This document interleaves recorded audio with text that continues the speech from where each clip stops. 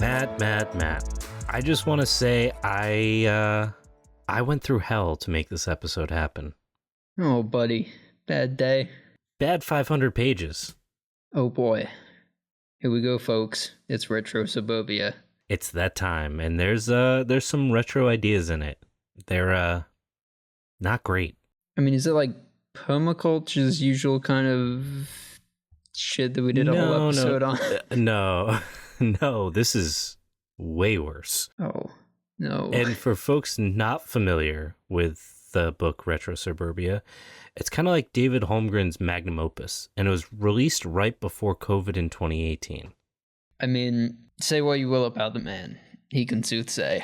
Yeah. He predicted that. So yeah, the book is basically his energy descent is coming. So if you guys remember the Odoms, like that was their big thing, is like, we can't keep growing food the way we have been. Everything's going to fall apart. They died, and Holmgren was like, no, they were right. They just missed the window, which I'll give him credit that he's probably accurate that eventually that will happen. But it's part of this very long sky is falling that it ties into, again, we talked about the permaculture thing, how it ties into the Odoms and so on and so forth.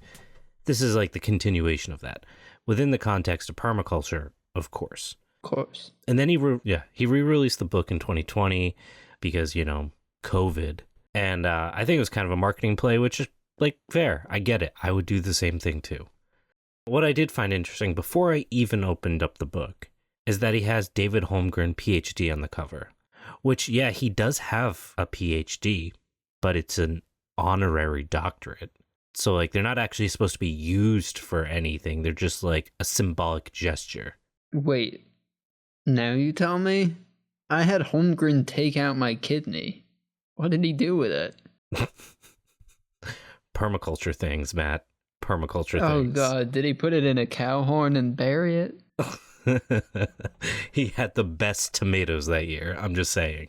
Okay, so there's a lot to this book. It's over 500 pages, and it covers an insane amount of subjects. I mean, anything you can think about regarding like living in a post-industrialized world, or that's not even really accurate because he never says like in societies like a degrowth, a severe degrowth is what we'll call it.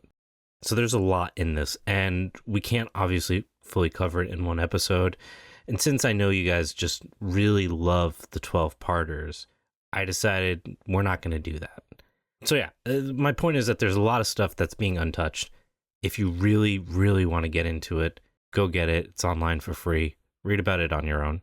And fortunately, we've got copies for sale on poorproles.com. That's right. You we get your do own not. Copy of Retrosuburbia. No. With Andy's signature in the front. No, we are not doing that. We could. No. You're going to run this podcast into the ground. That's all I'm saying. Is we need some better... We need that retro money? We need that je ne sais quoi, that exploitative marketing. It's... Yeah. We'll be there someday, Matt. We're not quite there. We got to get full buy-in from our cult audience. Okay. Up the Patreon. Speaking of running things into the ground, though, let's get into it.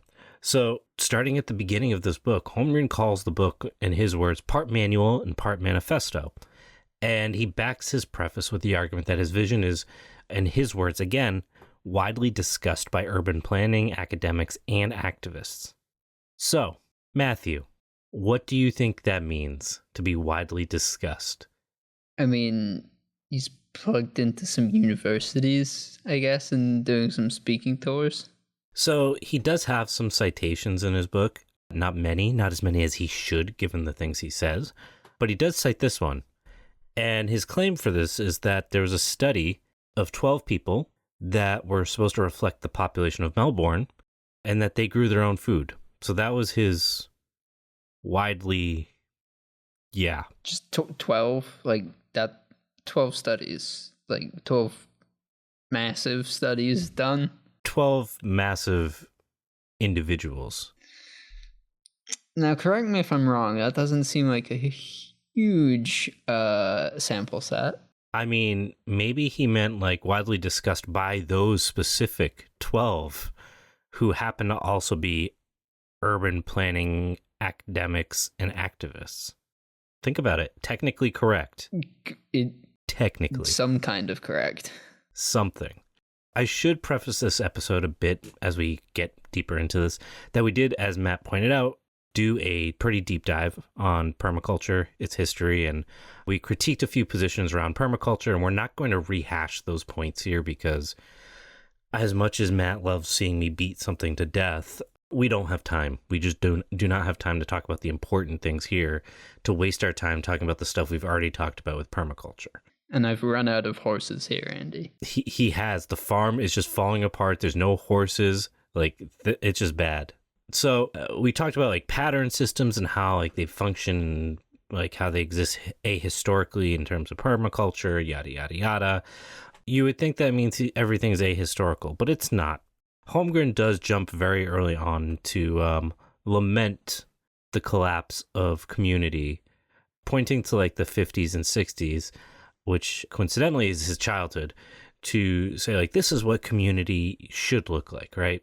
And the 2000s were not doing that. And he paints these really like optimistic and beautiful stories of like neighborhoods coming together and working to build community, you know, adding greenhouses built behind homes, cutting down oversized trees to heat homes, feeding animals through the overgrown bushes around sidewalks. I mean, as a someone who feeds those animals professionally, I wonder if like the people that write these things or have these kind of visions, I don't know, maybe just the amount that even just one animal eats is huge.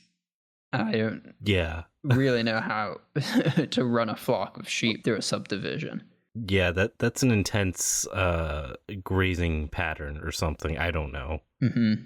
And while there are many points in this book where these kind of broad ideas like this really inaccurately describe the application of the techniques, or in some cases technologies, like how he suggests utilizing like passive heating to basically not need the grid, I really want to focus on the foundational elements that influence how we see the permaculture movement impact human relations. So like we've talked about like the growing food part, but that's like only one part of the vision of permaculturalizing your life, right?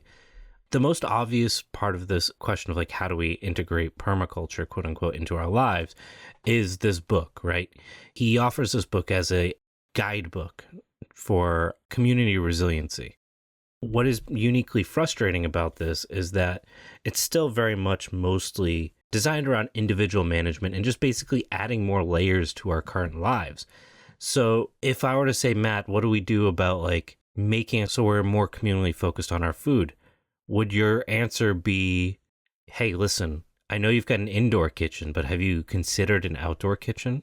So that way when you're cooking, you can see your neighbor? Look, my vision for the future is everyone has their own quarter acre and massive tractor to farm it. It's the American way. It checks out. I mean, it checks all the boxes. If you don't have a John Deere 3 feet away from your neighbor's fence, you're not doing RetroSuburbia right. No. And I'll put that out there now. Bumper sticker.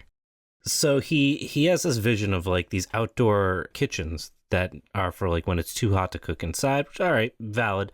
I don't know if the solution to overconsumption is everyone has 2 kitchen sinks, 2 countertops, yada, yada, yada, and so forth, right? He argues that like these aren't just going to be kitchens, they're going to be outdoor processing kitchens. So it's not just about like cooking outside when it's too hot to cook inside. It's also about like, well, this is where you're going to butcher your chickens or process your chickens or ducks or whatever it might be. And then he talks about like water storage, gray water filtration through our backyards. But all of these are really still kept in a personal, like intimate setting, right? It's in your own backyard, your own house. It fundamentally just like attempts to maintain like a similar lifestyle at the cost of more work per person while not systematically creating any like communal solutions that could exist or have existed, whether it be community canning centers, which are something that there's a long history of, underground spaces for communal storage of food, as opposed to everyone having their own root cellar. or wastewater management. Like how do we collectivize these things, right? So that they're not a drag on us individually, but also being taken care of like in an effective way. Okay, so in other words, his solution in this like downshifting process is that we all need to have both an indoor personal kitchen and another outdoor personal kitchen that's only for your family. I mean, is this guy funded by Big Plumbing? You know, I looked into it, and no, he's not funded by Big Plumbing. He's more of an Apple guy. Get it? Plumbing. Oh, Jesus, Andy. I still got it. Yeah, and you should get it treated. So another example is around shared items. In his long dialogue about Australians having too much stuff. But not kitchens. It's half as many kitchens as it needs. Half. If we traded in all the other stuff for kitchens, we'd be great. That's all we got to do. Mm-hmm. He suggests that communities do better if they shared, without really actually suggesting any like scalable or systemic suggestions that remove like me having to like trade with you, like a transactional, like, oh, well, I'll pick your apples because I don't have an apple tree and you come and harvest your celery, or, you know, some bullshit like that, right? It's not a systemic solution. It's just like fucking sharing sugar and salt with your neighbor. And that's like what he continues to fall back on, is these really like immaterial ways of building community, that they're important in terms of like relational aspects, but in terms of like the things you need to survive, they're not material. And like, while he's always bringing up like the language of building community and like collectivizing these things, everything continues to be at that like nuclear level. Very, you know, what we've talked about repeatedly about this like homestead-esque kind of focus, the permaculture movement, food forest that's in your backyard. It's not our backyard. It's not for a community. And that doesn't mean people aren't doing that, but overwhelmingly that is not what's actually happening, right? And this becomes like the symbolic gesture by Holmgren becomes really obvious because early on in the book, because he likes to use this phrase and he wants to make the point that he's using this phrase, do it ourselves rather than do it yourself, to, in his words, emphasize the household and community aspects of the process. God, that sounds cheesy. Sounds like something you'd make up, but worse. Thank you, I guess. I don't know. Now, in general, there's an extensive overview of the basics of off-gridding. In this section of the book, it's just kind of, you know, the usual shit, right? What does stand out, though, is the framework in which he delivers these arguments. So, for example, he argues on the subject of humanure, which, oh boy, are we going to get into it on this one. And quote, water and sewerage authorities tend to see on-site treatment as a direct threat to their business model, especially in areas already serviced by sewers. Authorities are even concerned that too much conservation of water leads to higher maintenance costs and flushing sewer blockages. Oh man, so he's not just in Big Plumbing's pocket.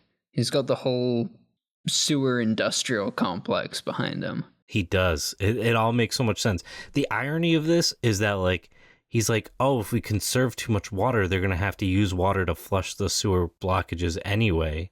So they're using the same amount of water, right? If they need that water for it to flow. Maybe I'm missing something. I don't know. You're right. He's actually in the pocket of Big Sewer. The SIC, as I call it, the Sewer Industrial Complex. Sick. Just silence. I really broke you with that one. You did. Dom, commercial, please. Hey, we're taking a quick break in the episode to remind you that you can get a whole lot more information from poorproles.com. On our website, we have access to our supplemental reader for the podcast, which provides more depth and context as well as thorough citations for all of the stuff we talk about in the show. You can also sign up for our newsletter, which updates you about limited releases, such as various nursery stock that we sometimes sell through the Poor Proles website, as well as updates about new merch that we have. You can also support the show through that website, poorproles.com, where you have access to our Patreon and our Substack to get early releases for articles and episodes.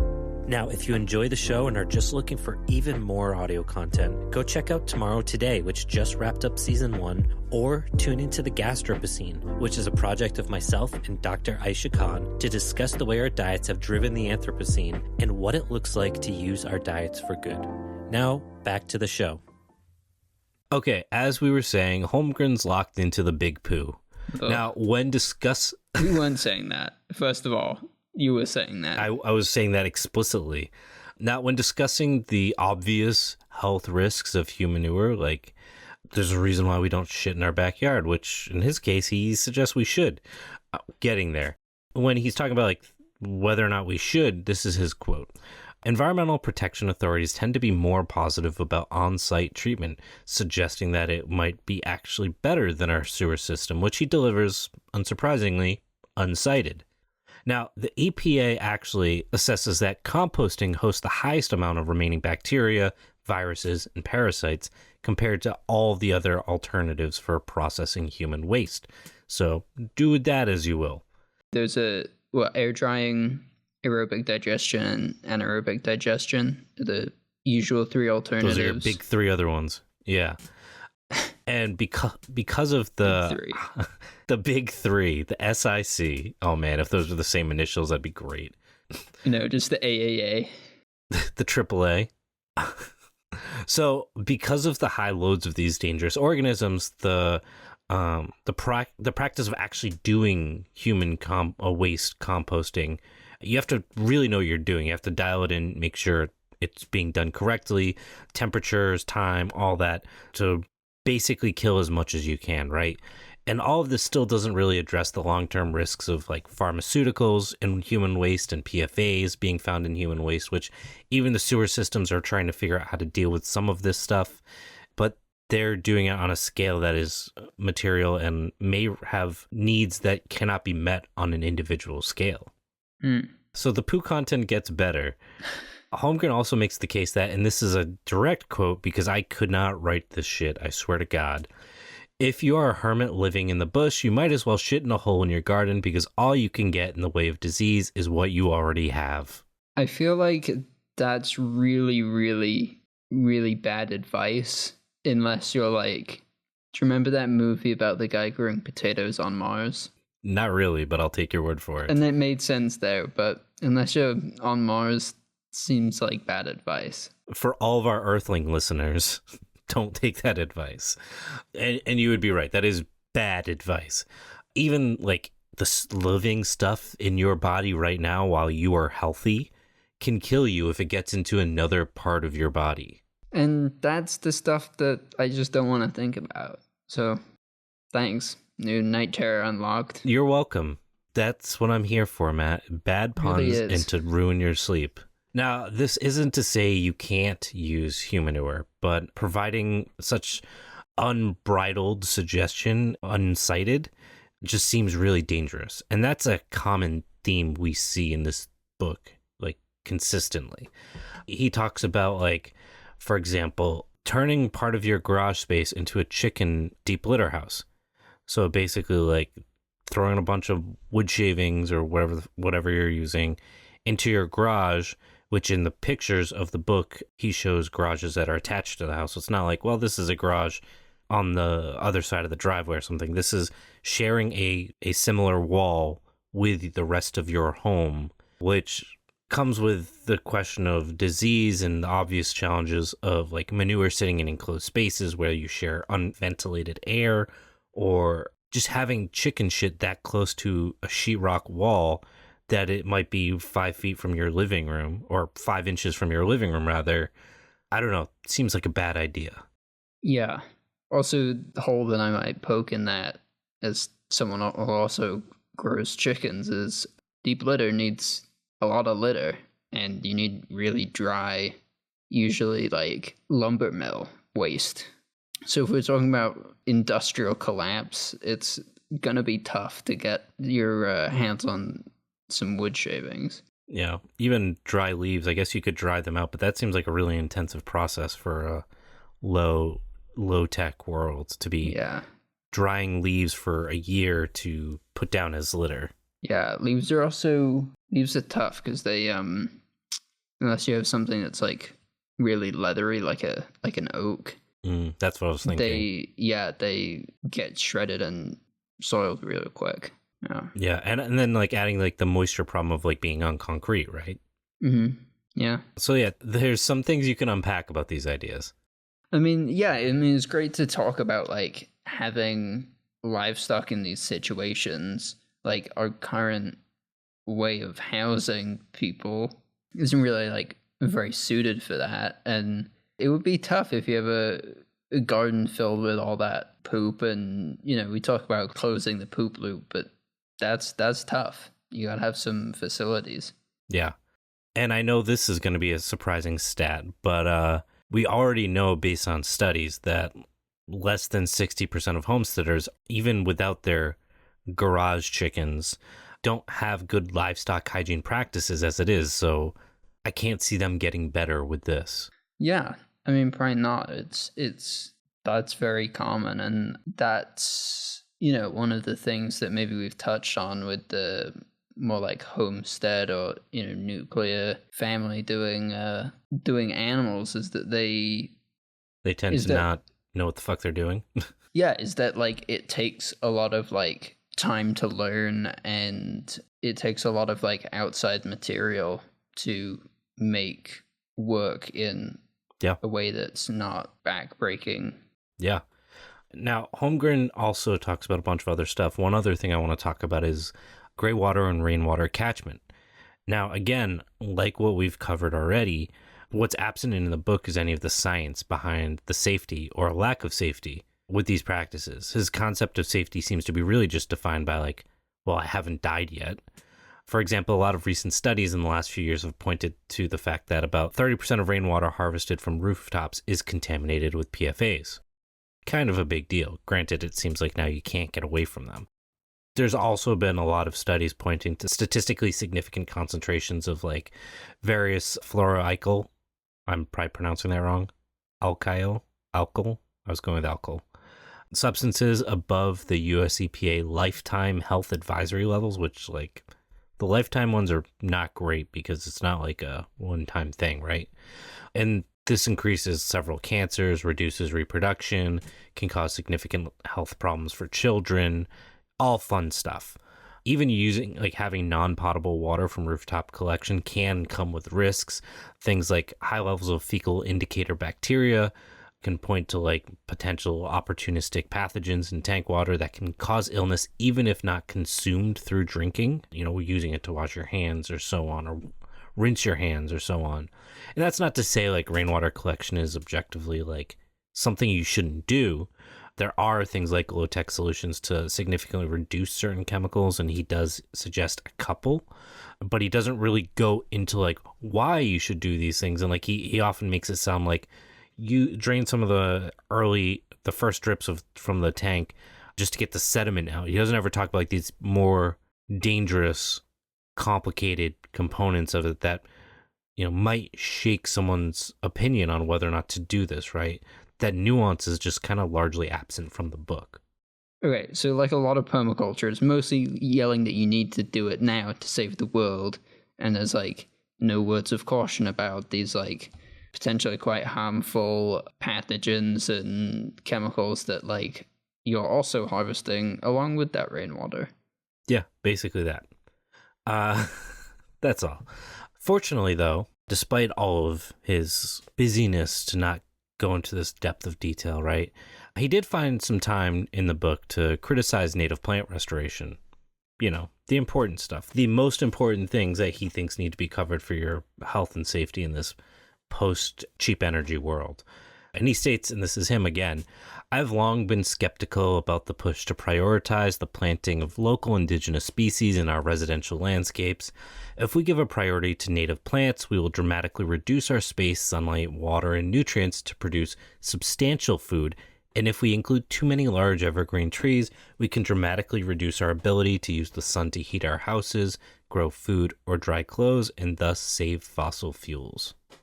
I mean, I know we just like coming back to it, but I feel like this is just like another example of missing the complete nuance of why it's important to return native plants into the plants we have in our suburbs, and taking this like one strange windbreak example.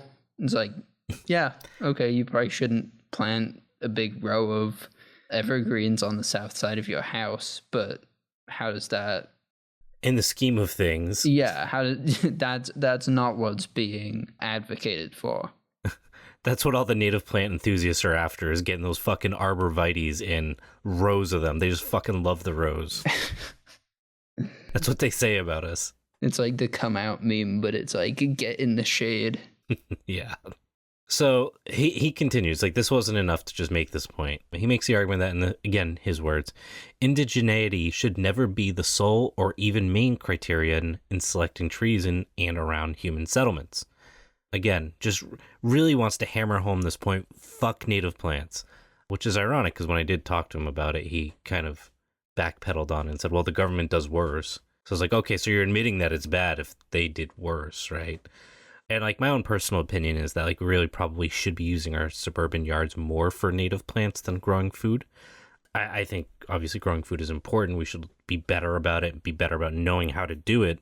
But in terms of like the short term right now, what the world needs isn't for you to grow a couple tomatoes so that more tomatoes rot at the grocery store because there's surplus. You've never walked into a grocery store and they're like, well, we're out of tomatoes, sorry, right? You've never seen a rotten tomato, so where are they going?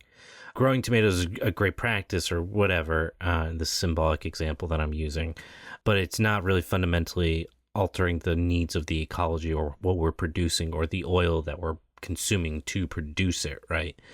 But like I said, the whole point of this and the organics conversation, the biodynamics conversation, is that we have to place that decision of growing food into like this bigger framework of like, what is particularly important in the short term, medium term, and the long term, right?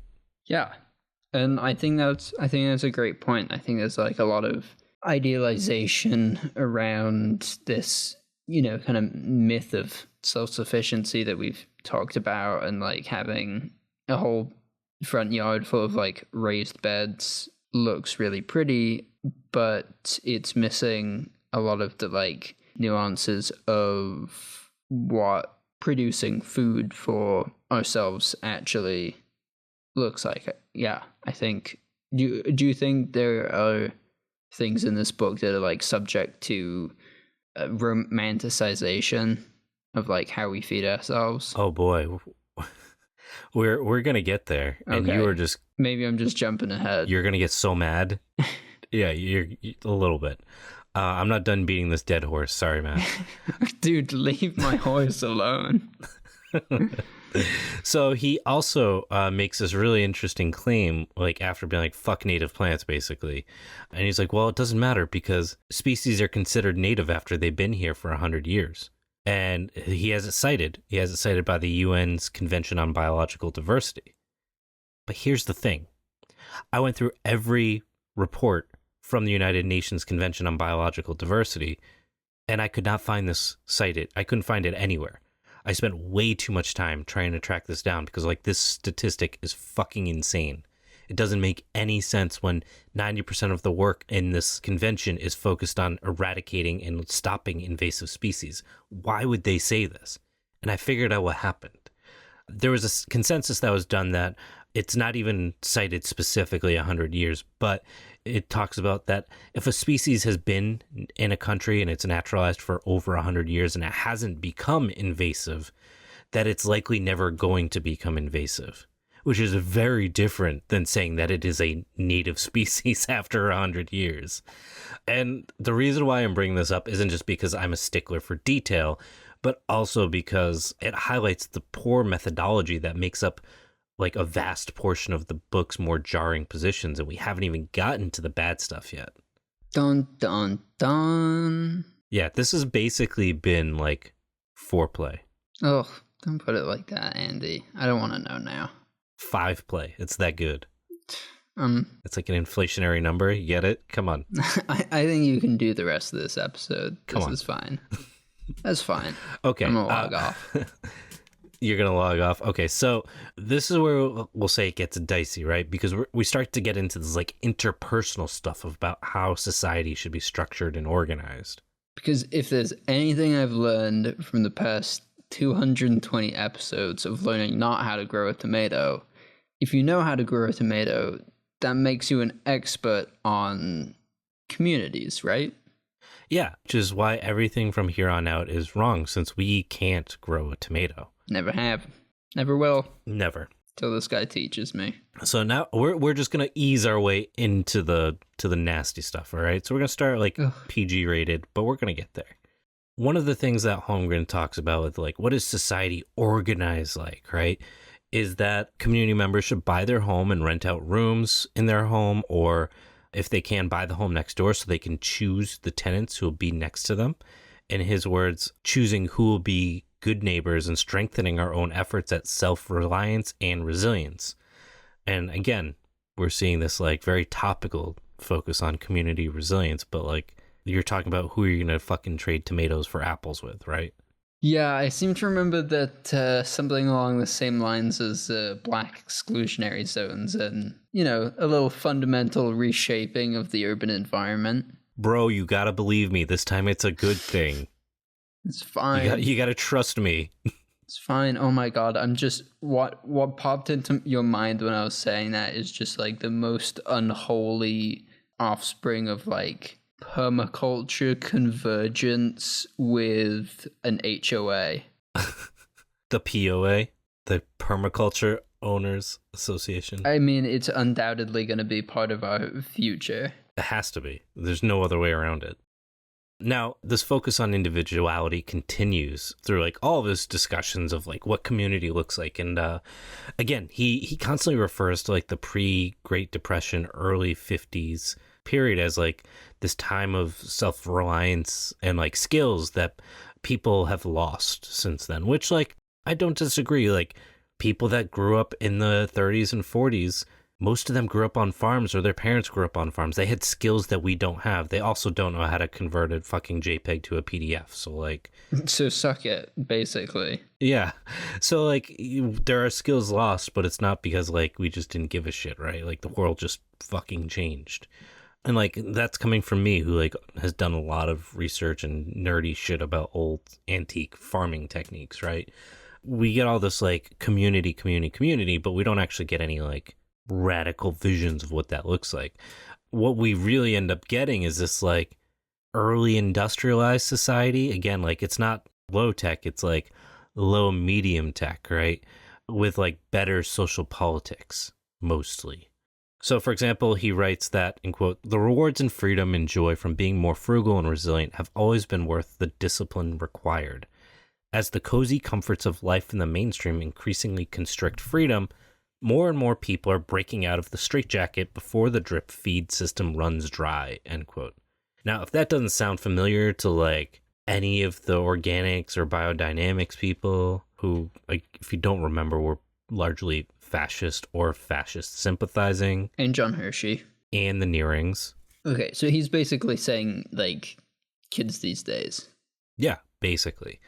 These skills lead to individuals who will, in Holmgren's words, again, be jack of all trades and a master of one. So, like, you have to do everything, but also really be good at one thing. That's not how the phrase works. Yeah, I know. It's a permaculture. They don't do anything the way everyone else does it. They have to make it their own. And like this, again, focuses, given his focus on like the individualist, where the home is, in his words, again, a castle, quote unquote, which we didn't even cover, but it just comes up so many freaking times in the book. Again, it reflects this like individualist mentality that falls on community like when necessary, as opposed to the inverse where it should fall on individual when necessary. And he just like makes a lot of really weird claims around this. And like one of my favorite in the book is his thoughts on the police. Oh man, I'm sure this will be fantastic and revolutionary. That is a string of words that you could put to what I'm about to say. And this is, again, him. Being on good terms and even helpful with kindly gifts to local police when no issues are at stake is just sensible building of rapport and understanding in a local community. I mean, this would be like a cute thought from like a 5-year-old Paw Patrol enthusiast, not a 65-year-old Australian man. 65-year-old, quote-unquote, radical Australian man. Just kindly gifts. Kindly. Make them a nice apple pie. Make them a knuckle sandwich. Sorry, it go is, on. Matt. That's what he meant. We misread the whole thing. Mm-hmm. And now we're going to start getting some of the darker stuff. Great. The cops was like the edging into it. But now we're talking about vaccination and health, and it just gets real bad really quickly. So he states that he's pro-vaccination, but then platforms an anti-vax doctor in his book, and he seeds a lot of doubt in vaccines. So like he gives lip service to this, like, I'm pro-vaccination, but... And again, it allows him to like make himself appear unbiased by making like largely, if you read what he says, mostly anti-vax stuff. But he's wrapped it in this, well, I'm pro-vaccination, so, like, if I say this, then what, I'm just moving the Overton window. Whatever. Like, I'm pro-vax, so you can't be mad at me. Okay, well, Marston tried to go into politics, right? I think the wrong Permi guru went on that road. Yeah, he definitely seems to have a flair for trying to play both sides of things. Before we get into the other shittier healthcare stuff, let's take a quick break. Howdy. Hello. Hang on, let me try that again. Hello, skeleton army. That's aggressive. Yeah. I'm Angel Luna. I'm Nash Flynn. Welcome to Death and Friends. We're two comedians with a podcast. It's very original of us. Quiet, you. It is a history tour about everyone's final destination. As an academic, Nerd. I have a PhD. I almost sort of have a PhD. Anyway, I've researched a lot of death history. And also, I'm here. We'll talk about ways we die, ways we get buried, and ways we get remembered. And we even make some friends along the way. Is it a comedy podcast about death? Or a death history podcast that's funny? We have no idea. Look, death can be tricky to talk about. And even though we're talking about it a lot, just please know, in fact, remember that you are loved, you matter, and if you don't want to be your own friend, we will happily be your friend. put me in your top 8, baby. Join us and listen to Death and Friends. Become a member of the Skeleton Army. Like right now. Do it. It's mandatory. Go on. Subscribe. Hit the button. Yep. You say it. Did you do it? Yes? Okay, good. Okay. Love you. Love you. Death and Friends podcast. Available everywhere you listen to podcasts. Death? So I'm going to go into a quote without any preface. I'm reading, again, word for word from Holmgren until I say otherwise. So brace yourselves. What is almost never discussed is the long-term consequences of more and more intervention in birth over successive generations.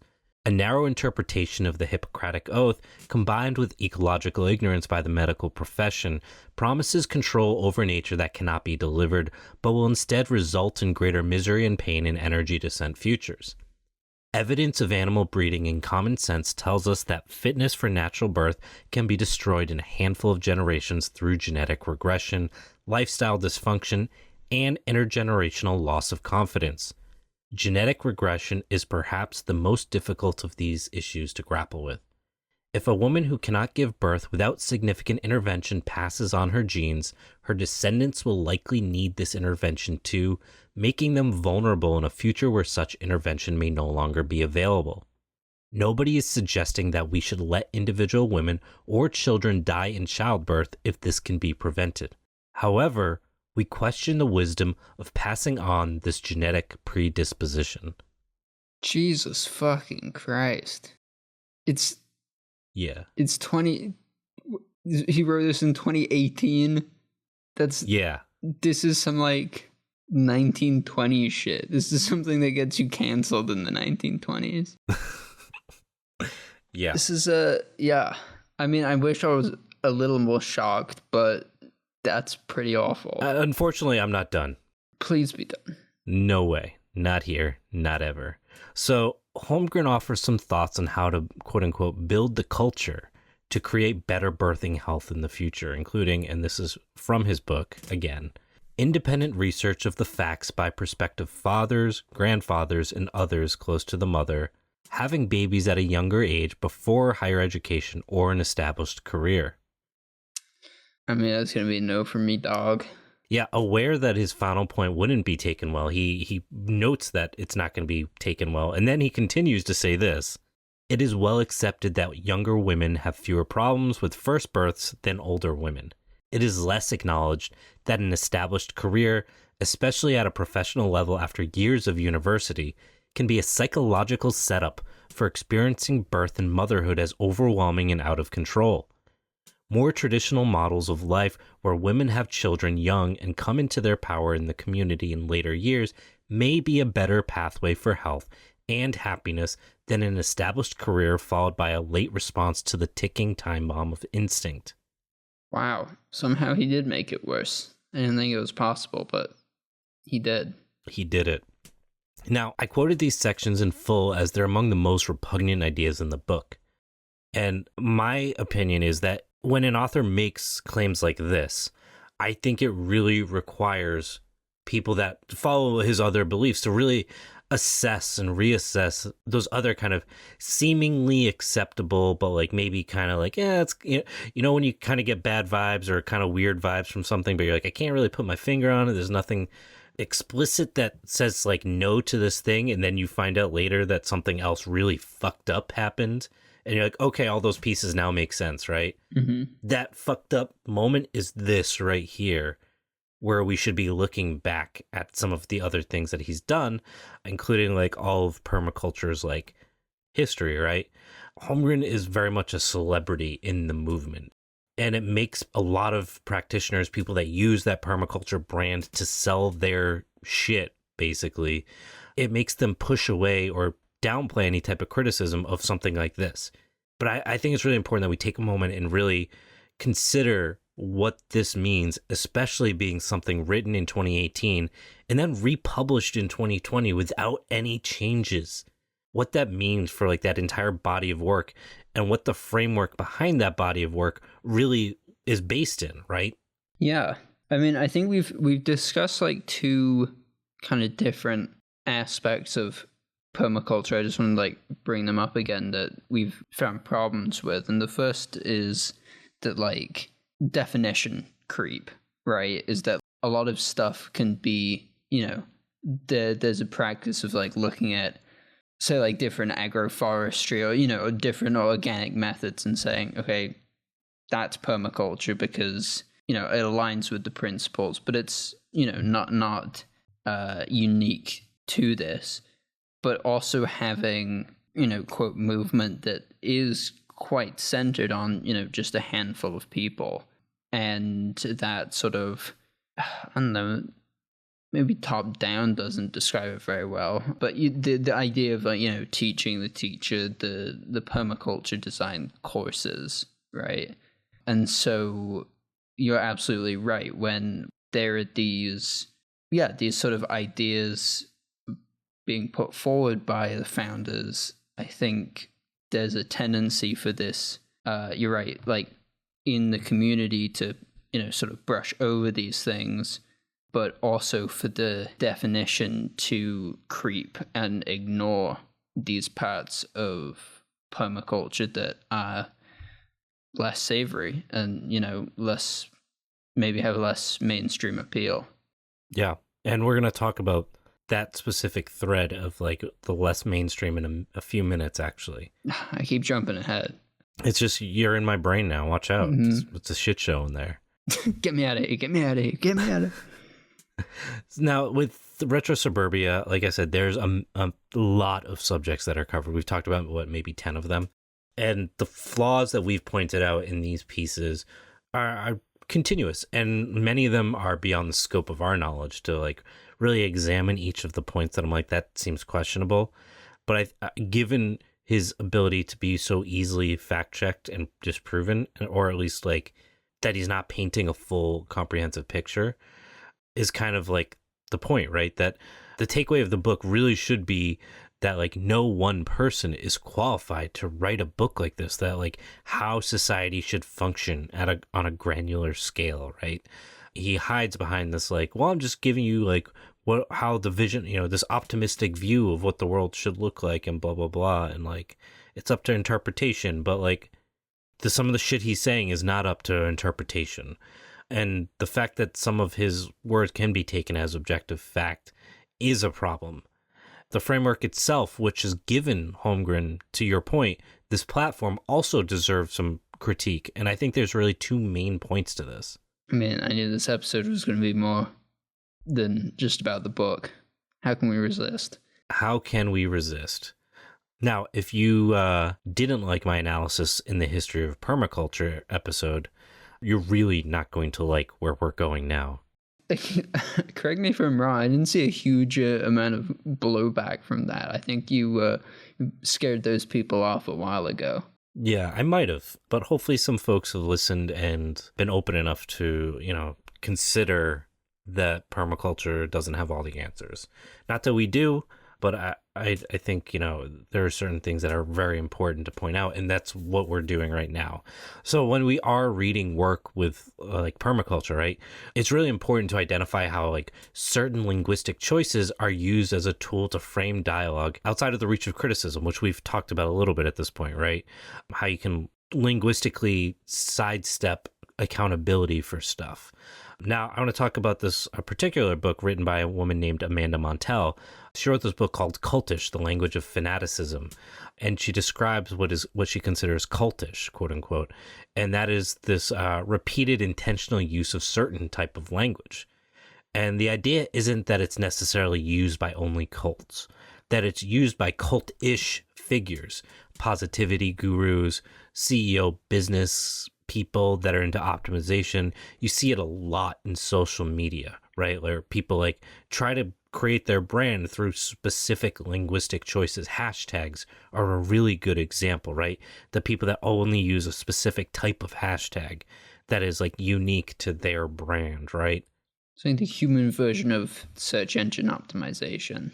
It's just crept into our culture. Yeah, basically. And Montell describes this as, and this is in her words, and quote, crafty redefinition of existing words and the definition of new ones to powerful euphemisms, secret codes, renamings, buzzwords, chants and mantras, speaking in tongues, forced silence, or even hashtags, end quote. Now, obviously, these don't all apply to permaculture, but there are certain phrases that anyone in this space knows immediately that you are into permaculture if you use it, right? Pattern language, earth care, people care, fair share, zones, and then like the useless quips that are always universally applied, like the you don't have a slug problem, you have a duct deficiency, right? We've heard all of these things, and the second you hear them, it becomes very obvious what they're specifically referring to, and you can extrapolate so much about how they do things, right? Oh man, we're putting the cult in permaculture. Yeah, I don't know if I'd go so far as to say that. I think it falls into that cult-ish, so permacultisher, something like that. It sounds like Miralax for something else. I don't know. How much of this is like language has become more like mimetic, right? And so like is that part of this? Is that like there are essentially like memes established, memes loosely defined, established in this? Well, I think like when we're talking about permaculture, we're also talking about a text that's 50 years old. True. We're not talking about something that was written. I mean, I know RetroSuburbia was, but the language choices from RetroSuburbia are the same exact language choices of a book 50 years ago. And again, these very specific terminologies that they use haven't changed, and they're very much a part of like, if you are in the permaculture space, these are the terms you use, right? Right. Like if you're talking in a permaculture group and you're like, you don't say like, I have a garden bed next to my patio. You say it's in my zone 1 or some shit, right? Like that language is almost a prerequisite to have those conversations and to be like a part of those spaces. I think it also makes a bit of a unnecessary divide between farmers that have sort of come up through a permaculture path and farmers that have come up from, I guess I'll say, a more conventional route. Yeah, I'd agree. What am I'm like showing yourself as part of the in group. What am I looking for here? Oh, like a symbolic like. Yes, gesture. Symbolic speech to show that you're part of an in group. Yeah, I would agree with that. But like, why is this all so important? It's not just because like, oh, we all do the same shit. Like that's whatever. what's important is that like we have to understand how cults work and cultish situations work. So like once there's this new language like established that people like in permaculture, like you are just pointing out to, it changes how we relate to the world around us, right? There's the permaculture people, and then there's like the other people, right? For folks that have been in cults or cultish situations, it's often the language that's the last thing to go because it's hardwired into our brain, right? The way we talk. And the same way vocabulary can open our minds to new ideas, restrictive in-group jargon like we see in permaculture can also mold our minds to a reality defined by that group and those thought processes rather than our own experiences. Psychologist Robert J. Lifton wrote this book called Thought Reform and the Psychology of Totalism, and he deconstructs his interviews with Korean War POWs, and his goal was to discern how prisoners' opinions and personalities were intentionally changed by their captors, what we might call brainwashing, right? Now, the tactics defined by Lifton have since been used to describe how cults warp their members into true believers. Of the so-called 8 criteria for thought reform, one criterion specifically focuses on language, and I'll read it for you. The group interprets or uses words and phrases in new ways so that often the outside world does not understand. This jargon often consists of thought-terminating cliches, which serve to alter members' thought processes to conform to the group's way of thinking. Within the context of permaculture, we should be carefully thinking about that jargon that is specific to permaculture and those thought-terminating processes, like saying that you don't have a slug problem, you have a duck deficiency, right? Those eliminate the way you might deal with that situation otherwise. You're training your brain to think a very specific way. These terms, these processes create these thought stops, and they stop our curiosity, they stop our critical thinking, and they ultimately stop our autonomy. Yeah, I mean, I think that's a really good point. This thought terminating cliches. If we just like take the duck deficiency problem or example a little further, like I mean, it obviously directs you down this path that I would say maybe it's certainly always like more complex, and I would say like maybe in a majority of cases it's inappropriate. It's to establish like a duck operation because you have a wet year is that seems totally reasonable. I don't know what you're talking about. Yeah. Andy, what year exactly did you get ducks? It was the slugs that got him, man. Mm-hmm. I saw like 6 slugs and I was like, it's fucking over. I'm a duck man now. Although I'll tell you what, I do when you walk around and you see those like, I don't know, 4 or 5 inch suckers walking around, you're like, God, ugh. Yeah. If I were a duck, you know, be the fattest duck on earth. Yeah. That's all I want, to be a fat duck. Anyway, what are we talking about? The language, man. Keep it in the language. So this language issue, these thought-terminating issues become increasingly dangerous as permaculture tries to exit the sphere of like hobby gardening, which many permies, as we've pointed out in the episode 2 weeks ago, are actively trying to do. They want to permaculturalize our lives, right? As described by Holmgren, the values of permaculture, so-called permaculture ethics, aren't just for agriculture, but should be applied to the design of buildings, tools, technology, schools, communities, so on and so forth, right? This universality of permaculture ethics in the in-group jargon points to the ease in which these ethics can be coded to mean so many things and at the same time nothing, which I know we've already talked about, but I want to reiterate this point.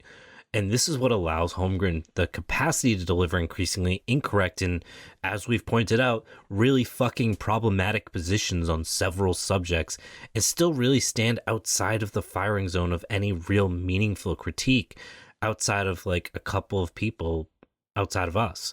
And in many ways, this makes RetroSuburbia the culmination of the failings of permaculture, right? It's this natural conclusion of like compounding thought-stopping errors, hiding very shitty logic, where it's like listening to your drunk uncle on Thanksgiving explain to how to fix the world, right? Where the reader might feel like they have this person who is like outsmarting the trappings of like the modern system around them. But in reality, it's just like some guy's fucking thoughts, man. Yeah.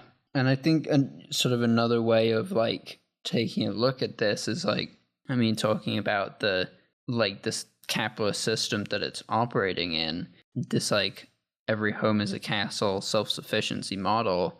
If you're selling canning equipment, it's a hell of a business model. You know, if you're selling the means to produce everyone to produce in their small way, it's an incredible, and people think that their well-being or even survival relies on this. It's an incredibly effective way to exploit people's fears about an uncertain future with yet another kind of anti-consumerist consumption. Yeah, don't trust the grid. Buy my fucking 30-day bucket for food or some bullshit. Yeah, exactly. Right?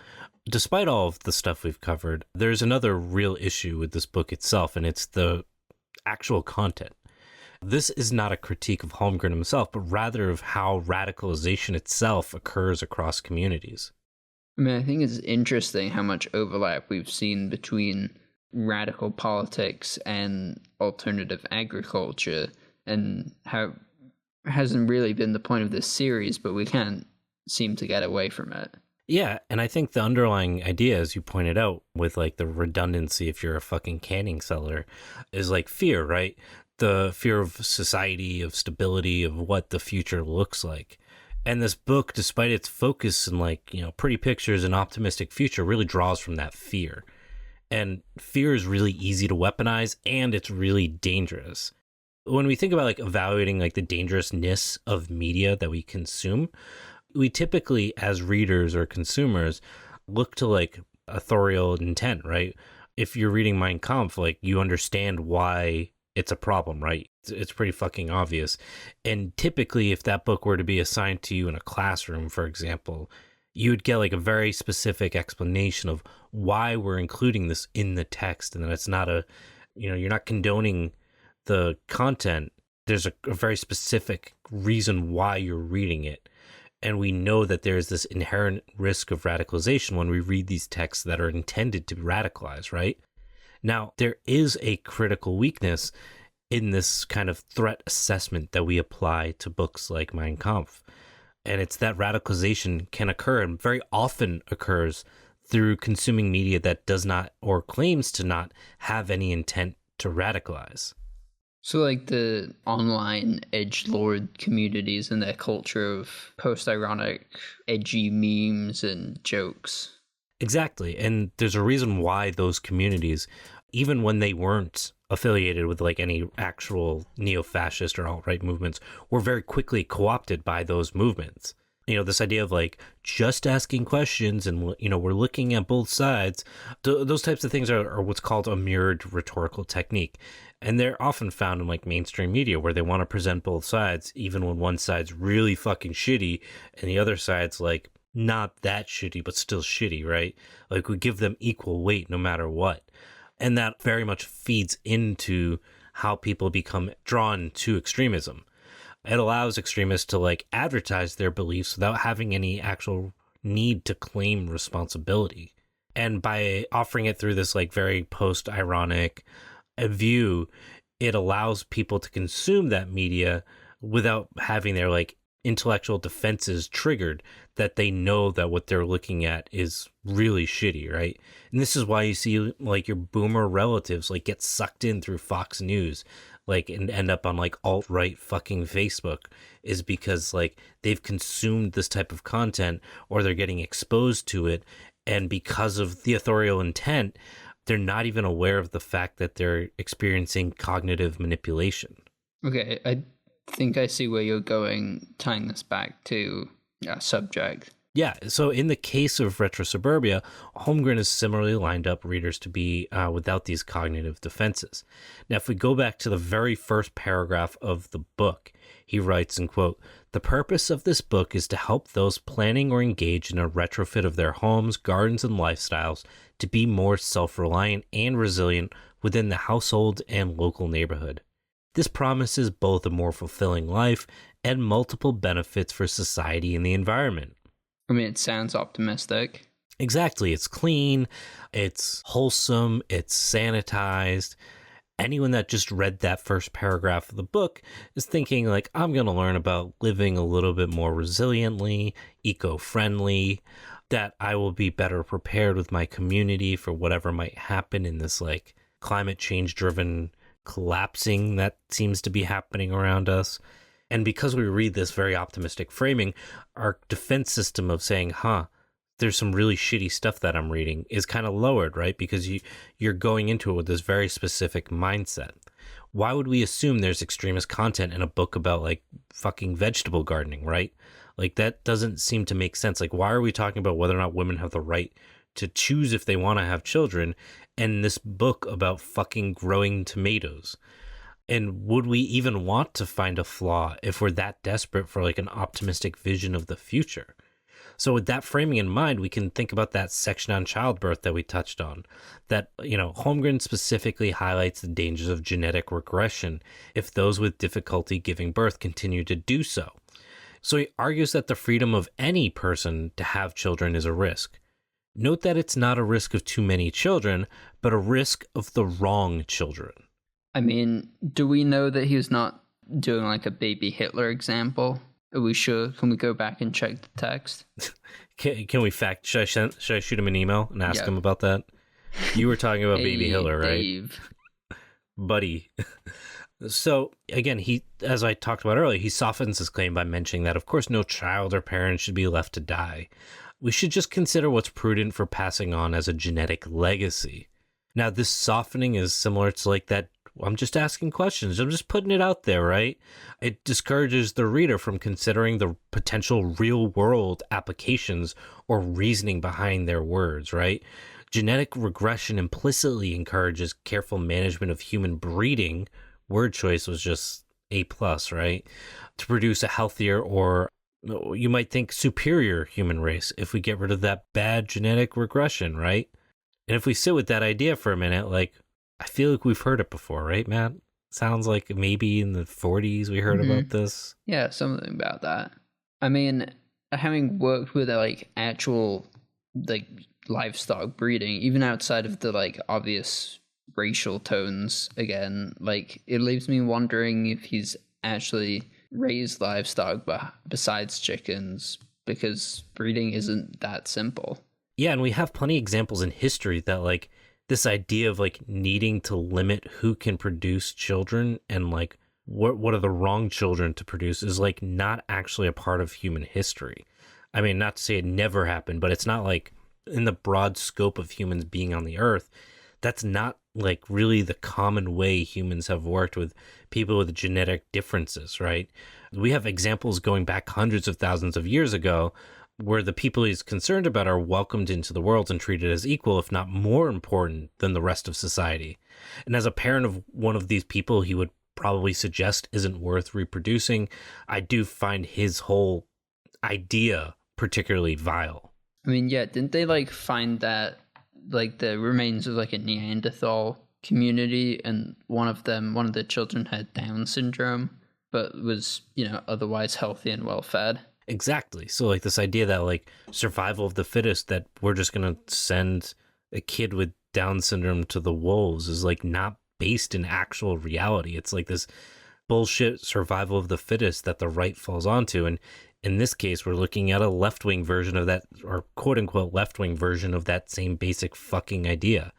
This doesn't really fucking actually have any historic basis. And you're just really trying to rewrite history. Yeah, and when we pair this suggestion of population-level reproductive control with Holmgren's advice for early pregnancy, and again, not parenthood, but pregnancy itself, a really frightening picture begins to emerge. He's basically saying, if we look between the lines, I'm not saying anyone should die. We should just consider if them living is really the best idea. And women should be free to make their own decisions, but is it really good for them to be getting educated and employed instead of pregnant? And the decision makers for the pregnancy, in Holmgren's own words, are the father of the child, the grandfather, and the mother's close community members. Strange how it goes like straight to the male figures, and I'm sure it's just a coincidence. Never mind. Yeah, Dom, you can cut that out. I'm not going to do that, man.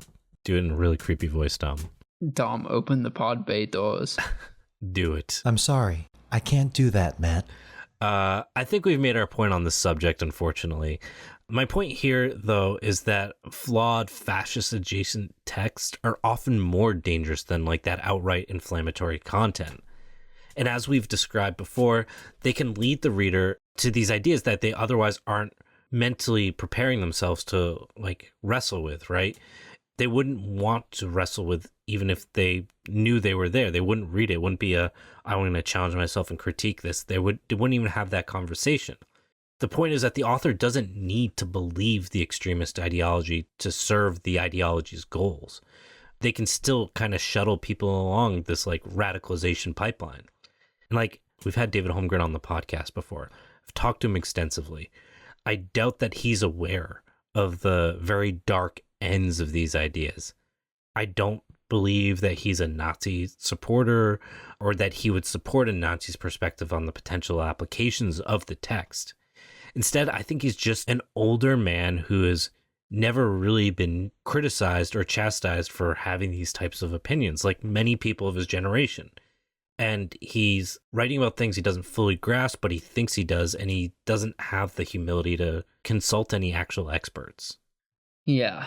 Well, lucky for us, that's not something that comes up very often. This is really sort of this is a one-off. Really once in a lifetime, just whoopsie. So, yeah, that's... Thank God. Yeah.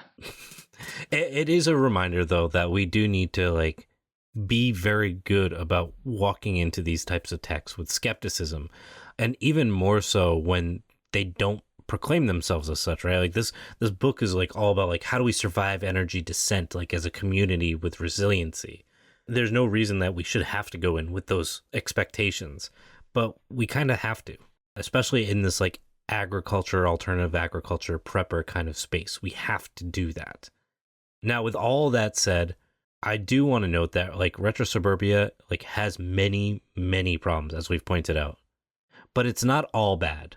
Yeah, I mean, once you get past the neo-fascism, Malthusian concepts, women hating, and pseudoscience, it's great. Yeah, when you put it that way, I'm not regretting saying that at all.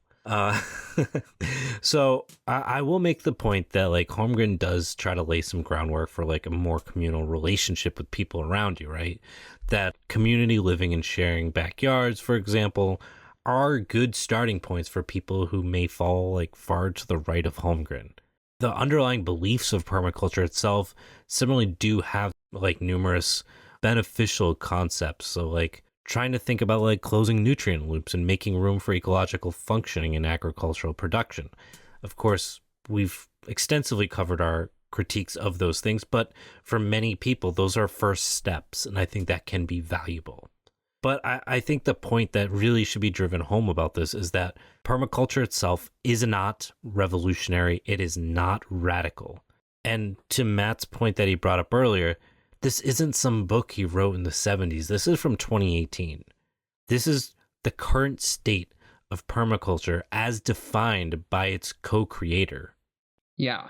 And, if you're a new listener here, if you've gotten this far into the episode and this many episodes deep, God bless you, new listener. But for the season folks, for our day ones, this is sort of par for the course. Yeah. My thought is that the book really just reflects like the experiences of like white men who have been able to do whatever they want without consequence. And that's how it reads.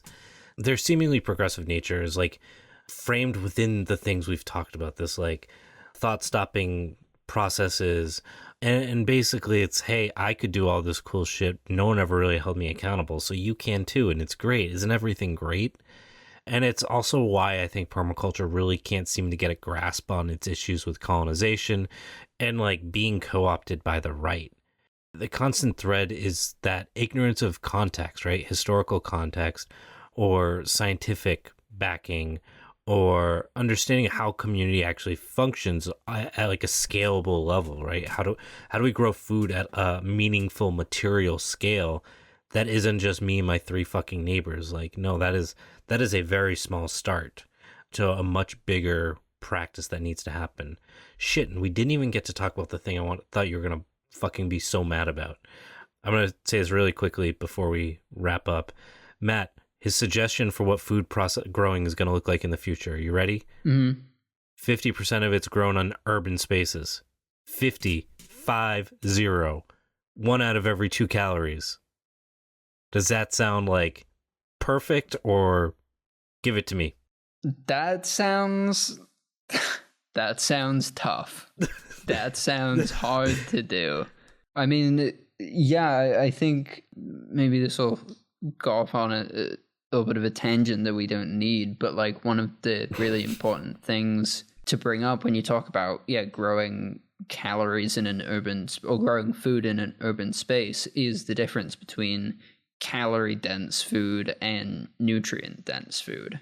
And it's really great if you can provide yourself a lot of nutrients without a lot of expensive and wasteful inputs, but calories is a very different story. Yeah. So we didn't even get to talk about that. There's a whole section in the book. 1 out of 2 sounds tough. Yeah. He has a sub book that he references in it. I can't remember the name. I think it's RetroSuburbia Gardens or something like, or some shit like that. It's like this 30-page little PDF that's on his website. Don't read it. It's terrible. Honestly, even for permaculture, it's fucking bad. If you want to read more or hear more about it, go check the Substack, because I do write about it. We're already in an hour and a half, and I was like, we can't talk about more shit. And yeah, so we've covered the book. I think we've covered what the problems are. Yeah. Matt, thoughts? I mean, go buy yourself a copy at paulproles.com and use promo code get fucked. Yeah. We're gonna have to change our name to the like Poor Proles Permaculture. Really been the biggest hater. The biggest. If there's one hater, it is me. I want to see that meme okay, on your story first thing tomorrow morning. Hell yeah. So this is the last episode that we are doing together. We've got one more after this on agroecology, and then we're going into the summer series. We should probably chat about a few of the changes that have been going on over here. As folks might have noticed, Matt is wonderful. We are missing a very voluptuous, velvety voice of a man named Elliot. So he's taking a little bit of a break from the show to tackle some of his personal stuff. So we're missing him. We're looking forward to him coming back. Miss you, buddy. Miss you, buddy. Hopefully you're not listening to this for your own sake. You've probably had a heart attack if you are, so I'm sorry for that. I take full responsibility. I'm sorry. Let his wife know that I own it. So obviously that's caused a little bit of a change in the show structure. We're also in the process of doing some other stuff, as well as obviously the summer series. Yeah, Matt, any final thoughts for the season? Wow, season came and went quick. It was only, 30? Only 52 episodes. 50, yeah. Jesus. Well, we've had some good hits. A lot of misses. We've had some bad jokes, and I don't know if we've had any good ones. I'm right here, Matt. Come on. I know it. We love you, listeners, and please don't leave. Yeah, we're looking forward to reaching your beautiful ears next season as well. That's all you got for me? That's all I got for you. Okay. Hopefully you guys enjoyed this episode. If you want to read more about it, get any citations, check out the books that we referenced, go check out the Substack. You can visit at www.agroecologies.org. Hell yeah. You can also go to our Patreon, Poor Proles Almanac, or our website, buy not this book, but other shit. A cult needs funding, people. Poorproles.shop, or you can go to poorproles.com. All the good shit like that. I'm excited for the summer interview series. We got some really cool guests. So oh, yeah, we do. I know you don't get to talk to them, but I know. I do. It's fun. I'll just talk back in my headphones. You should. We should release Patreon content of you reaction videos of Matt to the episode interviews. and I'm just sitting still in the corner of the frame, quietly smoking. I would watch that. Just saying. Think about it. All right, guys. We'll see you around. And Matt, enjoy your freedom. Thank you. I'm looking forward to doing my permaculture design class. You can sign up at mattfrompoorproles.com. Mm-hmm. It's a real niche website. Oh man.